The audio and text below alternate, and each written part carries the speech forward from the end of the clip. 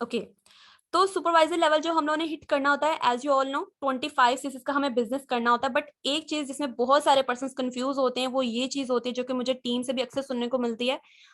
Mostly person को ये चीज क्लियर नहीं होती कि 25 सीसीस का बिजनेस हमने कंजेक्टिव 2 मंथ्स में करना होता है। ठीक है, कंजेक्टिव 2 मंथ्स में अगर आप 25 सीसीस का बिजनेस करोगे तभी आपका लेवल इंक्रीज करेगा। ऐसा नहीं है कि आपने अपना इस मंथ में 4 सीसी का बिजनेस किया एंड देन उसके बाद आप क्या कर रहे हो कि 2-3 महीने आपने कुछ किया ही नहीं, मतलब टोटली इनएक्टिव हो गए हो, कहीं पे बिजी हो गए हो एंड आपको पता ही नहीं है कि अपनी टीम को लीड करना है या कुछ भी, आप सुपर इनएक्टिव हो गए हो एंड देन उसके बाद 3 महीने बाद आप आते हो एंड 2 सीसी का बिजनेस करते हो या 6 सीसी डालते हो, देन उसके बाद फिर 1 महीना गायब। तो ऐसे नहीं होता है। आपको 2 कंसेक्टिव मंथ्स में अपना 25 सीसी कंप्लीट करना है। अगर ऐसे ही हर पर्सन अपना 25 सीसी पूरा करना शुरू कर दे कि साल में जब मर्जी काम कर लिया देन छोड़ दिया, फिर तो हर पर्सन यहाँ पे 1 साल बाद नहीं तो 2 साल नहीं तो 3 साल बाद तो सुपरवाइजर बन ही जाएगा। सुपरवाइजर के मैनेजर भी बन जाएगा, फिर 120 सीसी तक तो वो पहुंच ही जाएगा ना कभी जिंदगी में 10 साल तक भी। तो कंपनी कभी भी ऐसे आपको वर्किंग नहीं करने देती। कंपनी का भी प्रॉपर एक टारगेट है, आपको उसके ऊपर चलना है, तभी आप यहाँ पे लेवल्स क्वालिफाई करोगे और तभी आपको पैसिव इनकम आएगी और आप मैनेजर तक पहुंच सकते हो। ठीक है, 2 consecutive months is really important. यहाँ पे मोस्टली पर्सन को क्लियर होगी ये चीज। ठीक है, अब प्रोसीड करते हैं फर्दर। हाँ, थोड़ा सा और मैं बता देती हूँ। सुपरवाइजर पे एक ये होता है कि आपको पैसिव इनकम आना स्टार्ट हो जाती है, बट पैसिव इनकम कितनी होती है वो भी चीज क्लियर कर देती हूँ। अगर आप एएस हो तो आपका पर पर्सन 18,000 का चेक बन रहा है ना, तो सुपरवाइजर पे आपका चेक जो होता है वो आपका रेफरेंस जो होता है वो हो जाता है ऑलमोस्ट 33%। ठीक है, 33% मतलब आपका चेक जो बनता है वो 23 to 24,000 रुपीज का बनता है। सिमिलरली एएम बनोगे तो आपका और इंक्रीज करेगा, 26 to 77 चला जाता है एंड देन अगर आप मैनेजर हो तो आपका 30,000 का चेक बनता है पर पर्सन की ज्वाइनिंग पे। ठीक है, तो ये बेसिक चीजें थी जो मैंने क्लियर कर दी, जो कि मोस्टली यहाँ पे पता होंगी। आप सभी ने मार्केटिंग प्लान देखा हुआ है। अब यहाँ पे एक छोटी सी जनरल सी चीज मैंने मेंशन की है कि सुपरवाइजर बनना है तो ऑब्वियसली हमें पर्सन को रिक्रूट करना होता है, तभी तो हम अपना बिजनेस कर सकते हैं। तो हमारी टारगेट ऑडियंस कौन सी होती है? स्टूडेंट्स होते हैं जिनको नीड होती है कि वो कोई इनकम जनरेट कर ले साथ में, तो बेस्ट ही हो जाएगा। देन जॉब होल्डर्स होते हैं जो कि अपनी जॉब से सेटिस्फाई नहीं होते, तो वो आपके फॉर्म्स फिल करते हैं। तो आप उनको क्लियर करो जॉब वर्सेस नेटवर्क मार्केटिंग का बिजनेस क्या होता है, ये चीजें आप उनको क्लियर करो। एंड देन हाउस वाइफ्स होती हैं जो कि बाहर नहीं जा सकती हैं लेकिन वो काम करना चाह रही होती हैं, तो आप उनको बताओ कि यहाँ पे भी वो 2 से 3 घंटे लगा के या 1 से 2 घंटा भी काम करके अर्निंग कर सकती हैं। और बहुत सारी यहाँ पे हमारे साथ हाउस वाइफ्स वर्किंग कर रही हैं, बहुत अच्छा वर्क कर रही हैं। आप उनकी एग्जाम्पल्स भी दे सकते हो, उनसे पर्सनली कॉन्टेक्ट भी करवा सकते हो। जॉबलेस पीपल मोस्टली जो हमारा टारगेट है, ऑब्वियसली वही पर्सन आपके पास आएगा ना जिसके पास कोई इनकम है ही नहीं, कोई सोर्स ही नहीं है। तो आपने उसको तो डिटेल में गाइड करना है, जितनी जी जान लगा सकते हो वहां पे अपनी लगाओ, उसके नीड को आइडेंटिफाई करो एंड देन उसको बताओ कि उसने क्यों इसको ज्वाइन करना है।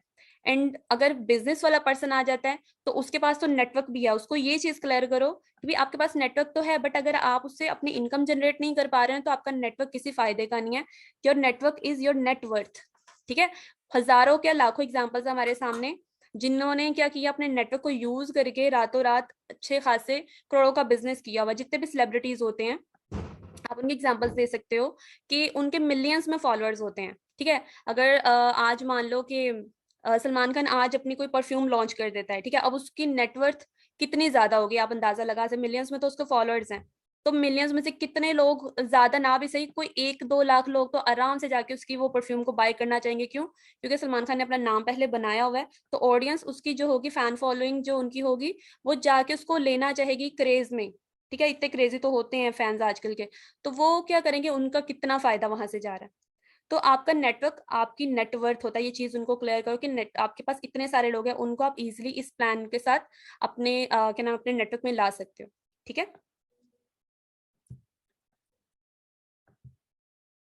ओके। अब मेन टारगेट पे चलते हैं जो कि आज का हमारा टॉपिक है, दैट इज सुपरवाइजर प्लानिंग। तो सुपरवाइजर की प्लानिंग के लिए हमने क्या करना होता है? ऑब्वियसली जब तक आप प्लान नहीं ना करोगे कि आपने अपने टारगेट तक पहुंचना कैसे है, आप कभी भी सुपरवाइजर नहीं बन सकते। सबसे पहले तो अपने जहन में सुपरवाइजर बनना पड़ेगा आपको। आपको अपने माइंड में ये चीज रखनी पड़ेगी that I can qualify my level. आप माइंड में रखो कि मैं सुपरवाइजर बन चुकी हूँ या सुपरवाइजर मेरा क्वालिफाई हो चुका है। ठीक है, जब आप मेंटली ये प्रिपेयर हो जाओगे तो आप ऑटोमेटिकली उस चीज को क्या करना शुरू कर दोगे, अट्रैक्ट करना शुरू कर दोगे। आपके लिए बिल्कुल भी मुश्किल नहीं रहेगा उस लेवल को अचीव कर पाना इस मंथ में ना से अगले महीने में। तो आई बेट यू कि आप अपना लेवल क्वालिफाई कर जाओगे, किसी भी हाल में कर जाओगे, क्योंकि आपका फोकस इतना ज्यादा उस पर होगा, आप दिन रात उसी के बारे में सोच रहे हो। तो ऑब्वियसली लॉ ऑफ अट्रैक्शन बहुत मैटर करता है, जिस चीज के बारे में आप सोचते हो वो चीज ऑटोमेटिकली आपके पास आती है। अब हमारे पास मैप जब तक नहीं होता है ना, हम अपनी मंजिल पे पहुंच नहीं सकते। सिमिलरली अब यही प्लानिंग हमने यहाँ पे फॉलो करनी है कि सुपरवाइजर बनना है 25 से, उसको हम एक मंथ में नो डाउट आप कर सकते हो। 25 से का बिजनेस 13% एक मंथ में आप ला सकते हो, कोई मुश्किल चीज नहीं, पॉसिबल है। बहुत सारे लोगों ने रिकॉर्ड भी तोड़ा है। बट अगर एक मंथ में 13% नहीं आ सकते तो आप उसको डिवाइड कर लो। ठीक है, आप उसको डिवाइड कर लो कि इस मंथ में मैं क्या करूं, 10 cc का बिजनेस कर लूं एंड बाकी जो बच जाता है वो अगले महीने कर लूं। ठीक है, या इस मंथ में मैं क्या करूं, हाफ बिजनेस इस मंथ में एंड हाफ बिजनेस मैं नेक्स्ट मंथ में कर लूंगा, तो मेरा सुपरवाइजर हिट हो जाएगा। आपको पहले ये प्लानिंग करनी है। अब उसके लिए सिंपल क्या है, एक बहुत मजे की लाइन मैंने पढ़ी थी कहीं पे, 10 prospects a day keeps the poverty away. क्या बोला मैंने, 10 prospects a day keeps the poverty away. अगर आप दिन में 10 लोगों को प्रोस्पेक्ट कर रहे हो, रिक्रूट कर रहे हो, तो आप पूरी जिंदगी गरीब तो बिल्कुल नहीं रहने वाले, भूखे तो बिल्कुल नहीं मरने वाले। आपके पास इनकम आएगी ही आएगी, ये चीज की तो गारंटी है। ठीक है, तो 10 के लिहाज से मैंने यहाँ नहीं लिखी, मैंने यहाँ पे थोड़े मिनिमम करके लिखी, क्योंकि न्यू पर्सन भी हैं तो उनके लिए वो चीज थोड़ी सी मुश्किल हो जाती है। सिंपल सी बात है, हमारे पास मंथ में होते हैं 30 डेज। ठीक है, 30 डेज हैं। डेली के अगर सिर्फ 5 लोगों को भी आप रिक्रूट करते हो ना, सिर्फ 5 लोग, 5 लोगों से बात करते टाइम आपको ज्यादा टाइम बिल्कुल नहीं लगता है, ज्यादा से ज्यादा 1 घंटा लग जाएगा बस। 1 घंटा मैं बहुत ज्यादा बोल रही हूँ। 5 मिनट की प्रोस्पेक्टिंग होती है, 5 के साथ मल्टीप्लाई कर लो, 25 ना सही मान लो 60 मिनट्स लगे, 1 घंटा लग गया। दिन का 1 घंटा तो आप निकाल सकते हो ना कि आप प्रोस्पेक्टिंग कर लो। तो डेली सिर्फ 5 लोगों से भी आप कांटेक्ट करते हो तो मंथ के इजीली आप 150 पर्सन को क्या कर रहे हो, रिक्रूट कर रहे हो, बहुत स्मूथली। बहुत सिंपल है ये। आपने 150 लोगों को रिक्रूट कर लिया, लेकिन अगर वैसे आपको कोई बोल दे 150 लोगों से आपने कांटेक्ट करना है, एकदम से हम होते हैं कि यार 150 लोगों से कांटेक्ट कैसे करेंगे, ये तो बहुत ही मुश्किल काम है। लेकिन अगर आप उसको प्लानिंग के साथ करोगे तो वो चीज बिल्कुल भी आपको मुश्किल नहीं लगेगी। ठीक है, तो 5 पर्सन को जब आप रिक्रूट करते हो ना, तो आपने उनके ऊपर अपनी जी जान लगा देनी है। ठीक है, because network marketing is all about number game. आपको यहाँ पे नंबर्स पे काम करना पड़ता है। आप यहाँ पे स्किल्स की बेस पे भी ग्रो करते हो, बट नंबर रेशो भी आपकी स्ट्रांग होनी चाहिए। 5 को कॉल करोगे, 5 के 5 आपके साथ डे 1 को अटेंड नहीं करने वाले। चलो मान लो अगर 5 ने अटेंड कर भी लिया तो आगे 5 के 5 आपके साथ ज्वाइनिंग नहीं करेंगे। लॉ ऑफ एवरेज यहाँ पे निकल के आपके सामने आएगा। ये चीज सबको पता है, यहाँ पे सभी पर्सन काम करते हैं, सबको पता है कि लॉ ऑफ एवरेज यहाँ पे आएगा। 5 को रिक्रूट करोगे, उसमें से कोई 3 अगर ज्वाइन करते हैं ना, तो उसमें से क्या होगा कि 2 आगे आपको रिस्पॉन्स बैक देने वाले हैं, मतलब ग्रुप में ज्वाइनिंग करवाने वाले हैं। ठीक है, 5 में से कोई 2 लोग ऐसे होंगे जो कि आपके साथ ज्वाइनिंग करवाएंगे बिगिनर्स के ग्रुप के अंदर। ओके, बट अगर इन केस चलो वो बाद में बताती हूँ, पहले ये सिंपल वाली बता देती हूँ। जो इन केस वाली आते हैं वो इसके बाद डिस्कस कर लेंगे। ठीक है, 5 में से क्या हुआ, 2 लोगों ने क्या किया, आपके साथ ग्रुप को ज्वाइन किया, बिगनर्स की ट्रेनिंग में आपके साथ आए। अब हम मंथ को ना कन्वर्ट कर लेते हैं 3 पोर्शंस के अंदर। ठीक है, 1 से लेके 10 तक, 11 से लेके 20 तक एंड 21 से लेके 30 तक। 10 डेज आ गए हमारे पास। तो आपने खुद को टारगेट देना है कि 1 नवंबर से लेके, कोई भी मंथ है, 1 नवंबर से लेके 10 नवंबर तक मैंने क्या करना है, डेली 5 लोगों को कांटेक्ट करना है। तो 5 को मल्टीप्लाई करो अब 10 के साथ, कितने बनते हैं, 50 पर्सन हमारे पास यहाँ पे बनते हैं। ठीक है, 50 लोगों को आपने कॉल किया। अब डेली क्या 5 लोगों को कांटेक्ट करो, उसमें से 2 लोगों की भी अगर आप ज्वाइनिंग करवा रहे हो ना, तो आपके 10 डेज में कितनी ज्वाइनिंग होती हैं, चैट बॉक्स में कोई मुझे बताएगा, ताकि मुझे पता चले आप लोग एक्टिवली सुन रहे हो कि नहीं सुन रहे। अगर आप सॉरी आगे चला गया।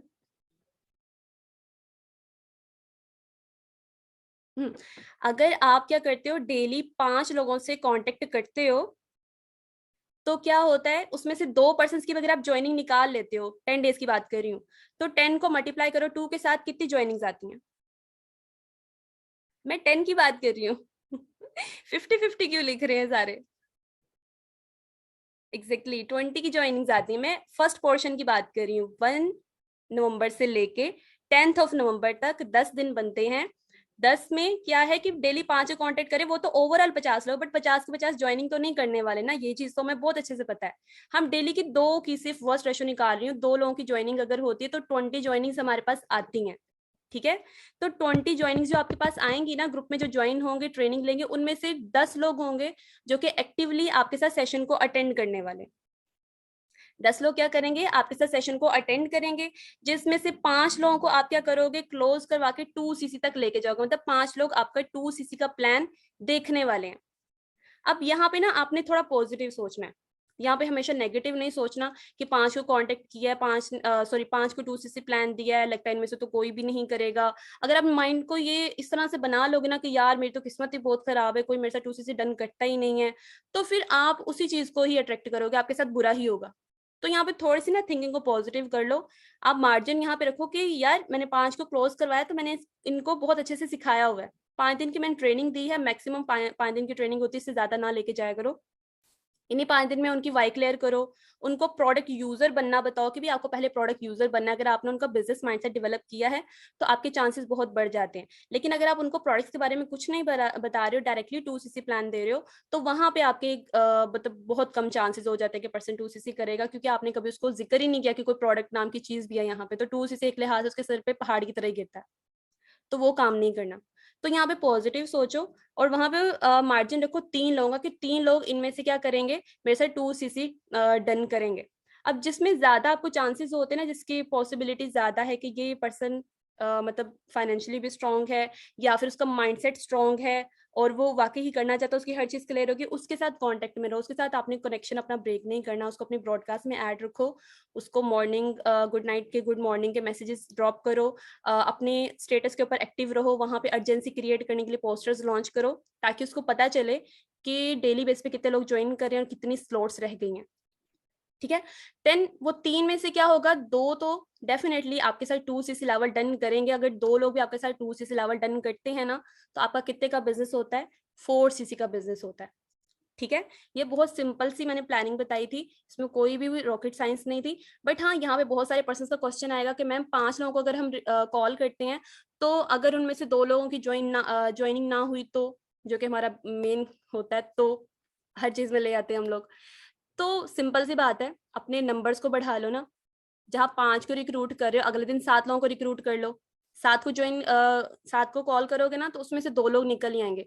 चलो 7 में से भी नहीं निकलते तो और नंबर रेशो को बढ़ाओ, 10 को रिक्रूट करो, 10 से काम नहीं चलता 12 को करो, 12 से नहीं चलता 15 को करो। ठीक है, अपने कंफर्ट जोन से बाहर निकल आओ, अपने नंबर रेशो पे काम किया करो आप लोग। लेकिन यहाँ पे टोटली रिवर्स चलता है, अगर 5 से रिजल्ट नहीं आता, हम बजाय 7 करने के हम अगले दिन बिल्कुल 3 लोगों को रिक्रूट कर रहे होते हैं। 3 से रिजल्ट नहीं आता, बजाय ये कि 10 पे जाए, हम क्या कर रहे होते हैं, प्रोस्पेक्टिंग ही छोड़ देते हैं कि यार मेरे से तो ये काम होगा ही नहीं, टोटली नेगेटिव होकर बैठ जाते हैं। तो बैक साइड पे नहीं चलना है, हमने आगे की तरफ चलना है। आप स्टेप ले लिया है, कड़वा घूट ले लिया है, तो आगे भी चलो, कोई चीज मुश्किल नहीं है, इंशाल्लाह हो जाएगा सब कुछ, बट टाइम लगेगा। बट कंसिस्टेंसी भी यहाँ पे बहुत मैटर करती है। ठीक है, एक सेकेंड।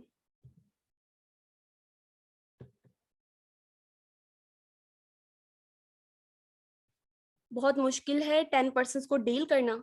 देखो ना, अगर आप डेली के 2 पर्सन की ज्वाइनिंग करवा रहे हो, तो आप उनका रिकॉर्ड भी साथ में रखा करो ना। मैंने अपनी टीम को बोला हुआ है कि 2 डायरीज अपने पास लेके रखो, एक के ऊपर लीड्स लिखा करो और एक के ऊपर ये लिखा करो कि इस पर्सन ने आज कौन सा सेशन अटेंड किया, किससे क्या बात हुई, किस पर्सन से थर्ड पार्टी करवाई। ये सारी चीजें जब लिख के रखोगे ना, तो कोई चीज मुश्किल नहीं है। ठीक है, जूम पे ले लो उनको, अगर सेपरेटली कॉल नहीं कर सकते, आप जूम पे लेके उनसे बात कर लिया करो, कोई चीज मुश्किल नहीं होती। और कामयाबी आसानी से तो कभी भी नहीं मिलती ना, फिर मुश्किल तो आएगी। कामयाबी अगर आसानी से मिल जाती तो फिर आज सारे यहाँ पे मैनेजर्स होते हैं, असिस्टेंट सुपरवाइजर्स तो ना होते हम लोग। ठीक है, अब अगर इस मंथ की मैं बात करूं, तो हमारे पास कितने डेज रह गए, 15 डेज रह चुके हैं। ठीक है, कल का दिन मिला के, तो कल का दिन बल्कि निकाल ही दो, हमारे पास 15 डेज रह चुके हैं। तो 4cc की जो प्लानिंग मैंने बताई, 1 नवंबर से लेके 20 नवंबर तक ऑलमोस्ट यही चलने वाली है। चले 20 तक ना, से 10 तक तो ये थी। अब जिसने काम कर लिया तो ओके, जिसने नहीं किया कोई बात नहीं, अगली भी सेम आपकी यही प्लानिंग, बाकी 2 वीक के अंदर भी यही जाएगी, 11 से लेके 20 तक। अगर उसमें 4cc का बिजनेस नहीं भी निकलता, 2cc भी अगर आप कर लेते हो, एंड देन सेम प्लानिंग के साथ अगले 10 डेज में भी आप 2cc कर लेते हो, तो आपका मंथ का ऑलमोस्ट 8cc का बिजनेस बनता है। ठीक है, अगर इस प्लानिंग के ऊपर वाकई ही अच्छे से काम कर लेते तो आपका पूरे मंथ का 8 सीसी का बिजनेस बन जाता है। बट 8 सीसी ना भी सही, टारगेट थोड़ा बड़ा रखोगे ना, 8 सीसी ना भी मिला 4 सीसी तो कर लोगे ना एटलीस्ट। बट अगर टारगेट ही हमारा 4 सीसी का जब रहता है ना, छोटा टारगेट जब आप रखते हो, तो आपकी कोशिश भी फिर थोड़ी होती है। ये मैं एग्जाम्पल भी आपको बताऊंगी, पर्सनली मैं अपनी एग्जाम्पल ही देती हूँ, किसी और की क्या देनी है। मुझे मेरे अपलाइन ने बोला था कि लास्ट ईयर की बात है, उन्होंने मुझे बोला था कि आपने ना इस मंथ में कोशिश करना कि 6 सीसी का बिजनेस करना आप, ठीक है, अगर सुपरवाइजर बनना है तो 6 सीसी का बिजनेस करना। अच्छा, अब मैंने कहा कि हाँ चलो इंशाल्लाह 6 सीसी तो कर ही लूंगी ना, इतनी क्या बड़ी बात है। 6 सीसी का business, first 10 days totally waste कर लिया। मैंने कहा 6 सीसीज हैं तो 20 डेज हैं, कर लूंगी। अच्छा, क्या नाम है, नेक्स्ट वीक स्टार्ट हो गया एंड 11 से लेके 15 तक मैंने कहा चलो अब मैं वर्किंग स्टार्ट करती हूँ। वर्किंग अपने शुरू की, उसके अंदर रिजेक्शंस आए काफ़ी ज़्यादा। अब जहाँ पे 6 सीसी का बिजनेस था, मैंने कहा चलो अभी 15 डेज हैं, 15 डेज में 3 लोगों का 2 सीसी तो डन करवा ही दूंगी ना। तो वो करते कराते मैं 20 तक पहुंच गई, अभी तक एक भी पर्सन ने 2 सीसी डन नहीं किया था। ठीक है, देन उसके बाद भी अपनी वर्किंग करते रहे। लेकिन लास्ट डेज में आपको पता है क्लोजिंग में कितना प्रेशर होता है आपके ऊपर, आप काम नहीं कर पाते क्योंकि आपकी टीम को आपने क्या करना होता है, अप्रोच करना होता है। तो वहां पे तो प्रेशर वैसे इतना ज्यादा हो जाता है कि आप क्लोजिंग अपनी पे तो ध्यान ही नहीं दे सकते, टीम की क्लोजिंग करवा लो, वही बड़ी बात होती है। तो अपना काम टोटली छूट गया और देखा तो पूरे मंथ के अंदर कुछ भी नहीं किया। ठीक है, तो टारगेट इस वजह से हम अपने कंफर्ट जोन में चले जाते हैं। जब हमारा टारगेट होगा कि भाई यार मैंने 4 सीसी करना है, 4 सीसी के पीछे हम लोग मेहनत नहीं करते, तो फिर क्या होता है, पूरा मंथ गुजर जाता है और लास्ट में हम सोचते हैं कि यार रिजल्ट नहीं आया, ये काम तो लगता है मैंने ऐसे ज्वाइन कर लिया, ये काम तो मेरे लिए था ही नहीं। बट वहां पे थोड़ी सी मिस्टेक अपनी भी तो हमें देखनी चाहिए ना, कि भी काम भी तो नहीं किया। सबको पता होता है कि मैंने काम नहीं किया, लेकिन मानता कोई भी नहीं है यहाँ पे। ओके, तो टारगेट थोड़ा सा 10 सीसी का रखोगे तो ज्यादा ना सही, वहां पे वो कहते हैं ना, रगड़ते रगड़ते कहीं तो पहुंच जाएंगे, 4 सीसी तो कर ही लोगे। ठीक है, तो यहाँ पे 8 सीसी के जो सामने में लिखा हुआ 4 सीसी फर्स्ट 10 डेज में हो गया, then 2 CC and then 2 CC, मतलब 8 सीसी का बिजनेस हो गया। अब 8 सीसी ना भी हुआ इस प्लानिंग के थ्रू, इन केस, जो कि हो सकता है, अगर ना भी हुआ तो ज्यादा ना सही 4 सीसी तो कर लोगे, 4 सीसी ना सही 2 सीसी तक तो पहुंचोगे ना एटलीस्ट। और जो लास्ट डेज होते हैं ना 21 से लेके 30 तक के, उसमें ना अपने लास्ट 2 पॉइंट्स पे गौर करना है कि हमने क्या करना होता है, अपने पेंडिंग पर्सन जो होते हैं उनके साथ ज्यादा कांटेक्ट में रहना होता है। मतलब जिन्होंने हमसे टाइम लिया होता है ना कि मैम हम 10 डेज में कर लेंगे, 20 डेज में कर लेंगे, उनके साथ कांटेक्ट करो, अपनी टीम के पर्सन भी और अपने खुद के पर्सन भी। उनके साथ कांटेक्ट करो, उनके सीनियर अप्रोचेस करवाओ, अपने सीनियर अपलाइन से बात करवाओ, उनके पेरेंट्स से बात करो, क्योंकि पैसे किसने देने हैं, उनके पेरेंट्स ने देने हैं। ठीक है, तो उनके पेरेंट्स को ही टारगेट करते हैं ना। स्टूडेंट के ऊपर क्या इतना टाइम लगाई जा रहा है, उसको कन्विंस करने से कुछ नहीं होना, उसको एजुकेट करने से कुछ नहीं होना, अगर वो बंदा अपना डिसीजन ही नहीं ले सकता। डायरेक्ट डिसीजन टेकर को पकड़ो, उसके पेरेंट्स से बात करो, उसके बाबा हैं, उसके ब्रदर हैं, सिस्टर हैं, मदर हैं, जो भी हैं, उनसे डायरेक्टली बात करो, उनको प्लान समझाओ। उनको समझ आएगा तो हो सकता है जहां पे एक पर्सन आपके साथ 2 सीसी डन करा था, उसके भाई को प्लान पसंद आ जाए, वो कहे भी तुम छोड़ो मैं करता हूँ। अब जहां पे 18 साल का बच्चा आपको मिल रहा था, वहां पे अगर आपको 25 साल का एक पर्सन मिल रहा है तो बेहतर नहीं है कि 25 साल का एक मेच्योर पर्सन आपको मिलेगा, तो डेफिनेटली वो वर्क ज्यादा अच्छा करेगा। ठीक है, तो उनके उनसे पहले ही पूछ लिया करो, मार्केटिंग प्लान के टेस्ट के दौरान उनसे पूछा करो कि आपके घर में डिसीजंस कौन लेता है। कल को अगर आप ये बिजनेस ज्वाइन करते हो और आपके घर में से हमें किसी से बात करनी पड़ती है, तो आपका डिसीजन कौन लेगा, ये चीज आप मार्केटिंग प्लान में ही क्लियर कर लिया करो, ताकि फिर आपको टाइम ना लगे उस पर्सन को अप्रोच करने में, आप डायरेक्टली उसको अप्रोच करो आफ्टर 2 सीसी। ठीक है, इस तरह भी आप अपनी बहुत अच्छी क्लोजिंग करवा सकते हैं। लास्ट डेज में तो वैसे इतनी अर्जेंसी क्रिएट हुई होती है कि आप प्रेशर में ज्यादा अच्छा काम करते हो, ये पर्सनली मुझे ऐसे लगता है कि आप प्रेशर में ज्यादा अच्छा काम करते हो बजाय ये कि स्टार्टिंग के डेज में। अब ये छोटा सा एक रिमाइंडर था कि हर मंथ ना एक टारगेट रखा करो 20/80 रेशियो वाला। मेरी टीम में यहाँ पे मैं मोस्टली सब सब लीडर्स को बोलती होती हूँ, 80/20 रेशियो के ऊपर वर्किंग किया करो कि 80% अपनी डायरेक्ट पे फोकस किया करो हर मंथ। अपनी डायरेक्ट पे फोकस किया करो, अपनी डायरेक्ट ओपन किया करो हर मंथ में, और 20% फोकस किया करो अपने डाउनलाइंस के ऊपर जो कि आपकी टीम में काम कर रहे हैं। ठीक है, जो अच्छे से काम करे उन पे तो करना है, लेकिन जो नहीं करे उनको स्पेशली जाके पकड़ो, क्योंकि जिन्होंने करना वो तो कर ही लेंगे, आप नहीं भी पूछोगे। लेकिन जो नहीं करे उनको स्पेशली जा जाके पूछो भी क्या प्रॉब्लम आ रही है, उनसे बात करो। डेली कॉन्फ्रेंस कॉल पे किसी ना एक दो पर्सन को लेके बात किया करो, आप उनके साथ कॉन्टेक्ट में भी रहोगे और उनको भी लगेगा कि हाँ भी हमारे सीनियर अपलाइन हमें पूछते हैं।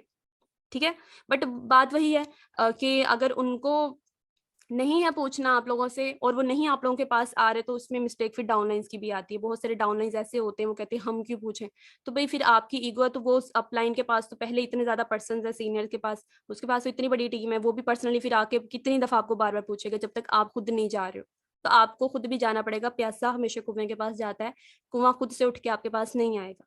ठीक है, तो अपने डाउनलाइंस पे फोकस करो, उनको भी सेम प्लानिंग दो, हर मंथ उनको टारगेट दिया करो, एंड देन उनको पूछा करो कि भी आप इस टारगेट में पहुंचे हो कि नहीं पहुंचे, और अगर नहीं पहुंचे तो क्या रीजन था। उनको थोड़ा डांट भी दिया करो, कोई मसला नहीं है। अगर डांटने से वो काम कर लेते हैं तो करो, लेकिन अगर प्यार से समझ जाते हैं तो वेल एंड गुड, आप प्यार से भी उनसे काम करवा सकते हो। बट एक चीज है, मानी सर हमेशा एक चीज बोलते हैं कि जब तक लीडर इंस्पायर नहीं करेगा ना अपनी टीम को, लीडर खुद काम नहीं करेगा, टीम कभी भी एक्टिवली काम नहीं करती है, कभी भी काम नहीं करती। ठीक है, तो अपनी टीम से अगर काम करवाना है तो आपको खुद एक्टिव होना पड़ेगा, आपको खुद को फोर्स इसी का बिजनेस करना पड़ेगा। एटलीस्ट अपने डायरेक्टर पे 2 पर्सन को तो ज्वाइन आपने करवाना ही करवाना। ओके, आप अपनी डायरेक्ट ओपन करोगे, उनको सिखाओ। अब जब आप अपने पोस्टर्स लॉन्च करोगे ना, आपकी टीम जो होती है ना, उनको थोड़ी सी शर्म आती है कि यार मेरा लीडर तो काम कर रहा है, लगता है मैं ही नहीं कर रहा। तो कुछ ना कुछ तो उनको फील होगा, फिर आपको भी शर्मिंदगी नहीं होगी उनको कहते टाइम पे कि भी आप बिजनेस क्यों नहीं कर रहे, अगर आप खुद एक्टिव हो। लेकिन अगर आप खुद ही सोए हुए हो और आप टीम को बोल रहे हो काम कर लो काम कर लो काम कर लो, तो भाई वो कहेंगे तुम खुद तो काम कर लो पहले, जब तुम कर लोगे तो हम भी कर लेंगे। ठीक है, चाहे वो आपके मुंह पे ना बोले लेकिन दिल में बोल देते हैं वो। ओके, तो जब तक आप खुद काम नहीं करते आपकी टीम कभी भी काम नहीं करती। देन उसके बाद क्या है कि जो आपकी टीम में हर मंथ न्यू एएस जो आते हैं ना, उनके साथ ना एक पर्सनली खुद कांटेक्ट किया करो। मतलब जो भी मेन आपका टीम लीडर है ना, लाइक अगर मेरी टीम में कोई पर्सन आता है तो मेरी कोशिश होती है कि उस न्यू एएस से एक दफा मैं कॉल पे स्टार्टिंग मंथ में ही बात कर लूँ, ताकि मैं उससे थोड़ा सा बता दूं वर्किंग मॉड्यूल के बारे में, उसको पर्सनली बता देती हूँ, एंड टारगेट भी मैं उसको देती हूँ, एंड देन मैं उनको ये बोलती हूँ कि मैं 4 CC का बिजनेस तो करना है, 4 CC की प्लानिंग भी मैं उनको दे देती हूँ। एक दफा जब मैं उनसे बात कर लूंगी, देन मैं उनको ये भी आप बोल दूंगी कि मैं आपको 15 डेज के बाद मैं कांटेक्ट करूंगी, देन मैंने आपसे पूछना है कि आपने क्या किया। तो पर्सन को भी होगा कि यार सीनियर अप्लाई ने टारगेट दिया तो कुछ तो करना है, नहीं तो इंसल्ट हो जाएगी। ठीक है, उनके साथ अच्छा बॉन्ड क्रिएट कर लिया करो, ब्रॉडकास्ट में ऐड रखो उनको, उनको गुड नाइट गुड मॉर्निंग के मैसेजेस करो। ये छोटी छोटी चीजें जो होती है ना, अप्रिसिएशन वगैरह होती हैं, कॉन्टेक्ट होता है, ये चीजें बड़ी मैटर करती हैं। और मोस्ट इंपॉर्टेंट थिंग, सुपरवाइजर की अगर बात हो रही है यहाँ पे, तो सुपरवाइजर के लिए क्या होता है ना, कि अगर फर्स्ट मंथ में आपने मान ले 4 CC की प्लानिंग जो भी मैंने दी, 8 CC, उसमें अगर मैंने बोला ना 8 CC का बिजनेस तो चले आपने कर लिया, ठीक है 8 CC का बिजनेस तो हो गया। अब नेक्स्ट मंथ भी तो बाकी बिजनेस करना है पूरा, तो बाकी आपके पास ऑलमोस्ट समझ लीजिए रह जाता है बिजनेस 18 CC का। ठीक है, 18 CC का बिजनेस रह जाता है। अब 18 CC आपने अपनी टीम को लेके चलना है उसके अंदर, किस तरह से कि उनको भी 4 CC का बोलो कि आपने सेम प्लानिंग के ऊपर वर्किंग करनी है। मेक श्योर कि आपकी टीम भी 4 CC का बिजनेस करे हर हाल में। वो अगर आपके पास क्या नाम है 4 लोग आए हैं ना लास्ट मंथ में, सपोज एग्जाम्पल के पे ना मैं इसी मंथ का नाम ले रही ताकि आप कंफ्यूज ना हो जाओ। नवंबर में मान लो आपने 8 CC का बिजनेस किया, ठीक है 8 CC का बिजनेस किया, मतलब 4 लोग आपकी टीम के अंदर आए हैं, आपकी अपनी बात कर रही हूँ, आपकी अपनी डायरेक्ट पे 4 लोग आए हैं, आपने क्या किया है इतना बिजनेस कर लिया है। अब नेक्स्ट मंथ में आपके पास टारगेट है 18 CC का।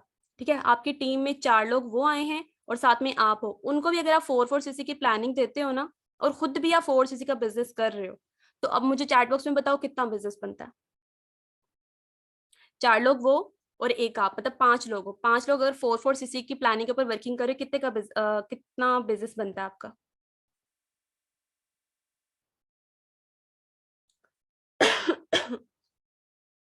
एग्जैक्टली 20 CC का। ठीक है, 20 CC का बिजनेस बनता है। मैं दोबारा रिपीट कर देती हूँ, नवंबर के अंदर अगर आप अपनी 4 डायरेक्ट ओपन कर लेते हो ना, 8 CC का बिजनेस कर लेते हो, तो अगले महीने ये 4 लोग भी आपके पास है, आप अकेले नहीं हो, अब आपके पास एक टीम आ गई है। Your team is your network, sorry net worth. आपने इनको भी साथ लेके चलना है, इनको भी 4 CC की सेम प्लानिंग देनी है। ठीक है, उनको टारगेट 8 CC का ही दो, ताकि कहीं ना कहीं पहुंचते पहुंचते 4 CC तक तो पहुंचेंगे ना वो। तो वहां पे क्या होगा, एक सेकेंड, तो अब वो लोग 4 वो हैं और एक आप हो, 5 लोग मिलके जब 4 CC का बिजनेस करेंगे, ठीक है कोशिश करेंगे 8 CC की, लेकिन 4 CC तक पहुंच जाएंगे तो मतलब 20 CC का बिजनेस, 20 CC ये, और लास्ट मंथ के 8 CC, तो कितने सीसीज हो गए आपके, टोटल कितने हो गए, जल्दी से मुझे चैट बॉक्स में बताएं। 28 सीसी एग्जैक्टली। 28 सीसी का टारगेट आपका कंप्लीट हो गया, तो सुपरवाइजर कितने पे हिट होता है? 25 पे। तो क्वालिफाई हो गया आपका लेवल के नहीं हुआ?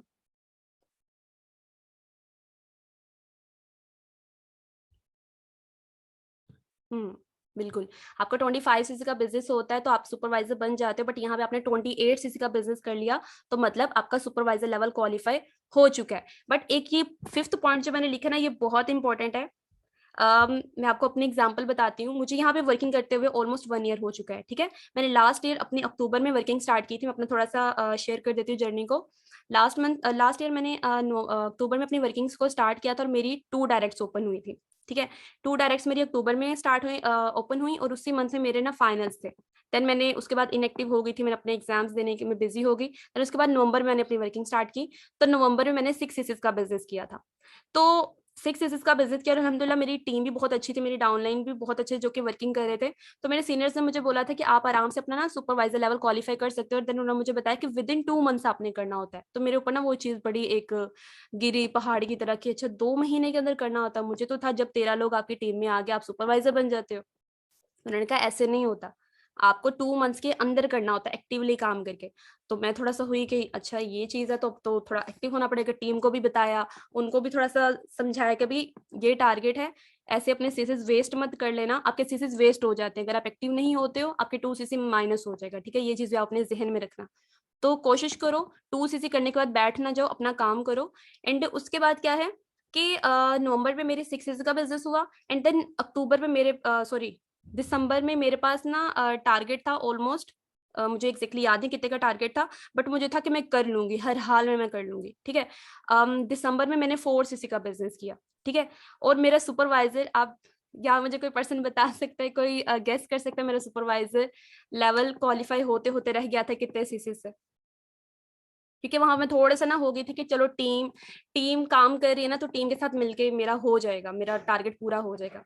एग्जैक्टली exactly, आपको तो पता है, मतलब मेरी टीम को पता है। 1 सीसी से मेरा सुपरवाइजर लेवल रह गया था, और मैं बहुत रोई थी। जहां पे पूरी दुनिया न्यू ईयर को सेलिब्रेट कर रही थी, मैं पूरी रात बैठ के रो रही थी कि 1 सीसी से मेरा क्या हुआ, सुपरवाइजर लेवल रह गया। मैं बहुत रोई थी।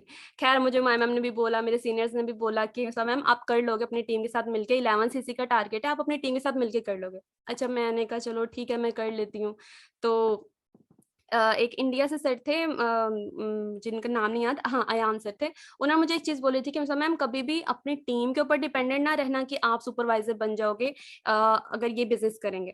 तो मैंने वो एक कान से सुनी, दूसरे कान से निकाल दी। अब मैं जनवरी में मैंने अपना काम इतना नहीं किया, टीम के ऊपर ज्यादा फोकस किया। मुझे था टीम काम कर लेगी तो मेरे 11 सीसी का बिजनेस तो हो ही जाएगा, क्योंकि राइट नाउ मेरे पास 15 लोग हैं, ठीक है। लेकिन वही बात होगी, मैं टीम पर टोटली डिपेंडेंट होगी, तो जनवरी में मेरा सुपरवाइजर नहीं निकला। सिमिलरली फेब में भी मेरे साथ क्या हुआ कि बहुत कोशिश की, मेरा 3 सीसी से फिर से सुपरवाइजर लेवल रह गया, ठीक है।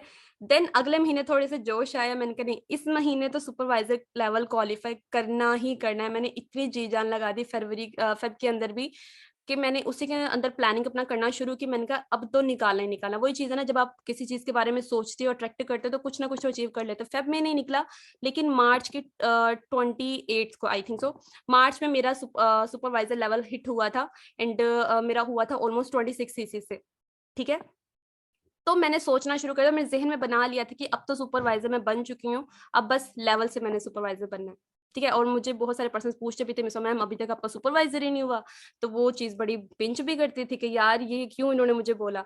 तो वो उसको थोड़ा सा ईगो पे भी लिया कि भाई अब तो करना है तो करना है, इनको करके दिखाना है, ठीक है। तो वो सुपरवाइजर हो गया। अब इंशाल्लाह क्या नाम है, टीम को वो प्लानिंग देना अब शुरू की है, तब इतनी चीजें नहीं क्लियर थी, अब टीम को बताते हैं साथ साथ, ताकि उनसे वो मिस्टेक्स ना हो जो हम लोगों ने की हैं। अब टीम ग्रो करेगी तो इंशाल्लाह उनके लेवल्स भी क्वालिफाई होंगे। जब आपकी टीम ग्रो करेगी तो डेफिनेटली आपके लेवल्स भी क्वालिफाई होते हैं, ठीक है। तो ये छोटी सी लाइन मैंने इसलिए लिखी थी, never depend on your team for your levels. बाकी लास्ट में एक मेन चीज है, 4 CC is a key to success in Forever एवर लिविंग। ये चीज आपकी बार बार सीनियर्स आपको बोलते हैं, वो ऐसे ही नहीं आपको बोल रहे। ये चीज बहुत इंपॉर्टेंट है फॉर एवर के अंदर। जब आप सुपरवाइजर बन जाओगे आपको ये चीज रियलाइज होगी कि भी 4 सीसी की आदत बना लेना चाहिए था खुद को, ठीक है। 4 सीसी एक्टिव करना बहुत जरूरी है। आप जब 4 सीसी एक्टिव करना शुरू कर देते हैं आपके लिए बिजनेस ग्रो करना मुश्किल नहीं है। सिंपल सी बात है ना, देखो अगर एक पर्सन आया है, उसने 4cc करके 2 डायरेक्ट्स ओपन किया, अगले महीने वो 3 लोग मिलकर काम करते, तीनों क्या करते, 4cc का बिजनेस करते हैं, मतलब 12cc हो गए। ठीक है, उस महीने सुपरवाइजर नहीं भी निकलता तो 12cc का इस महीने बिजनेस निकाला है, तो उनकी टीम में 6 लोग और भी हैं, 6 लोग भी 4-4cc का बिजनेस करेंगे तो 24cc हो गए। तो मतलब उसका डायरेक्टली 30+ cc के अंदर बिजनेस ग्रो करेगा और उसका सुपरवाइजर हिट हो जाएगा। देन उसके असिस्टेंट मैनेजर लेवल क्वालिफाई करना बहुत आसान है, क्योंकि टीम को ऑलरेडी उसने आदत डाल दी 4cc की। तो उनको बताया ही ये करो कि मिनिमम बिजनेस ही 4cc का है, अगर नहीं करोगे तो डरा दिया करो, मैं तो डरा देती होती हूँ कि भी आईडी टर्मिनेट हो जाएगी आप लोगों की। ठीक है, ये कह के आप उनको टारगेट दे दिया करो, होती नहीं है रिलैक्स, होती नहीं, बट मैं डरा देती हूँ अपनी मोस्टली डायरेक्ट से मेरी न्यू आती है, मैं उनको कहती हूँ 4cc का बिजनेस करोगे ना तो आप दोबारा से नोवस बन जाओगे, एंड क्या नाम है, उसके बाद दोबारा से आपको 2cc डन करना पड़ेगा, तो इतने पैसे कहाँ से दोबारा लेके आओगे। तो मैं थोड़ा सा उसको इस तरीके से डरा देती होती हूँ, तो पर्सन थोड़ा सा एक्टिव हो जाता है। ठीक है, तो ये छोटी सी आज की प्लानिंग थी। आई होप सो कि सभी पर्सन को कुछ ना कुछ तो समझ आया होगा, ज्यादा ना भी आया हो तो बस यही था। बाकी मैंने कोशिश की थी 40 मिनट्स के अंदर अंदर अपना वाइंड अप करूँ, ताकि दोबारा से मुझे मीटिंग ना लगानी पड़े, क्योंकि पर्सन को बहुत मुश्किल लगता है दोबारा से ज्वाइन करना। तो आई होप सो कि आपको प्लानिंग आज के समझ आई होगी। बाकी जो 15 डेज हमारे पास रह गए हैं, इसके अंदर हम लोगों ने अपना मैक्सिमम बिजनेस करना है। कोशिश करो कि टारगेट थोड़ा बड़ा रखो, ताकि आप कुछ ना कुछ अचीव कर जाओ। ठीक है, बेचारे ऐसे भी होते हैं जिनके एग्जाम ही 5-6 चलते रहते हैं इन हालात में 2 मंथ्स कंसेक्टिव। देखो, हालात कभी भी हमारी मर्जी से नहीं चलते। ठीक है, सिचुएशंस मतलब प्रॉब्लम्स तो आपकी लाइफ में आती रहती, कभी एग्जाम्स आते हैं, कभी फैमिली प्रॉब्लम आ जाती है, कभी आप बीमार हो जाते, कभी कोई वेकेशन आ जाती, कभी कोई इवेंट आ जाता है, तो हमें इन्हीं के साथ चलना है। ये तो पार्ट ऑफ लाइफ है। लेकिन करियर भी तो है ना, करियर आज वही बात है, या तो 4 साल या 40 साल, या तो 40 साल मेहनत करके क्या नाम है बाद